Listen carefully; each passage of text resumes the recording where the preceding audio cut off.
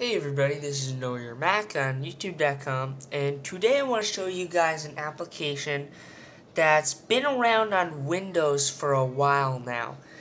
Now I don't know if you guys are aware, but really the head honcho in screen recording for the Windows operating system is Camtasia Studio, which is made by TechSmith.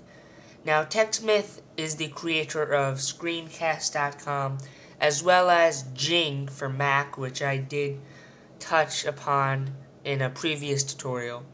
And now they've actually made Camtasia Studio for the Macintosh.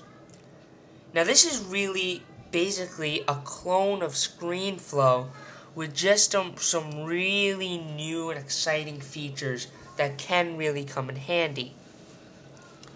Now I just want to show you guys the interface and kind of just the differences between Camtasia Studio and ScreenFlow.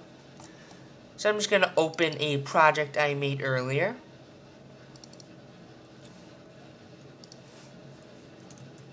There we go. And like I said, it's basically the same as ScreenFlow.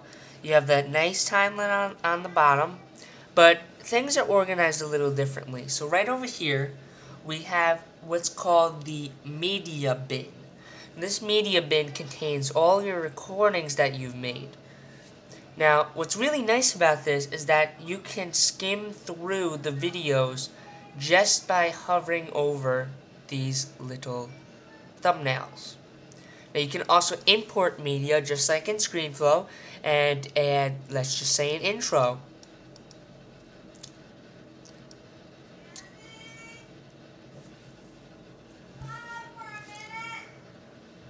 So on the right side of the screen here, if we hit this little button, we can see properties for a certain object. So just like in ScreenFlow, we can scale our object. We can change the opacity of it. We can rotate it. And everything here is really a 3D object, so we can rotate it on the Z-axis, Y-axis, and X-axis. Just like that. We can change position as well, or just drag it around and it'll automatically set it.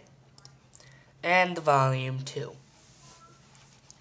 Now, one thing different about the timeline that's not in ScreenFlow is that the video and audio are not on separate layers. So right here is my recording, but inside of ScreenFlow, it would have the video here and then the audio beneath it. But right now it's on the exact same layer. It's all together and compact. And I think that's pretty good because it makes it a little bit easier. So now I'm going to go over here and click on Library. And this is where ScreenFlow really lacks. Because ScreenFlow does have text. But the really cool thing about Camtasia is that you can drag out, let's just say, a speech bubble. And you can place it wherever you like, or even an arrow, just to point to, let's say, my download right there. So I definitely like those additions, and I think they really make a difference between this and ScreenFlow. So then we also have these nice effects here, which they really spent a lot of time in making. And you can see if I hover over this thumbnail, I can see what the effect is going to look like.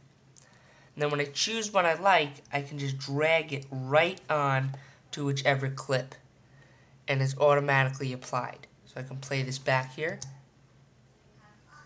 And there you go. So another thing that's really nice is color adjustment. And we can actually change the brightness and contrast of our video, which is really, really nice, because you could really make it however you like. We got glow and reflection, and one of my favorites, window spotlight. Now just take a look at this. Any window that's active will be focused, and any window beneath it is going to have a blur around it, which is really, really nice. And you could set a different value for the blur, for the zoom here, the opacity. So it's really, really nice how it can just auto set that for you and you don't even have to worry about doing it. So then let's move on to this one right here, Smart Focus. And this is really, really nice when you're doing a presentation. And basically what it does is when it's applied, it'll automatically zoom into certain locations based on where your mouse is. And I really can't show you with this clip because there isn't much mouse movement. But if I were to move my dock to over here, it can automatically set it to zoom in right on my dock. There's also sound effects like lower and raise volume.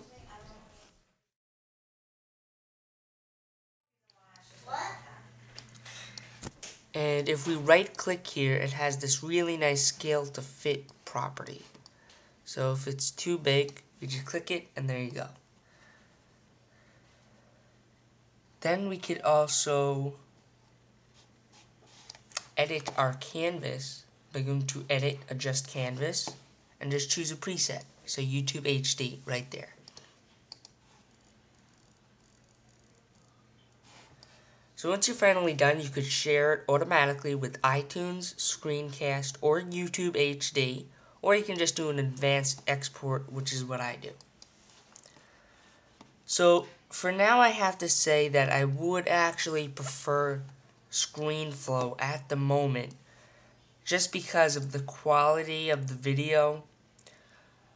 But this is a fairly new application, and if they do update it, I'm sure that it's going to become the top of Mac screen recorders. So that's it, everybody. I hope you enjoyed this tutorial, and I hope you subscribe. Thanks a lot, everybody.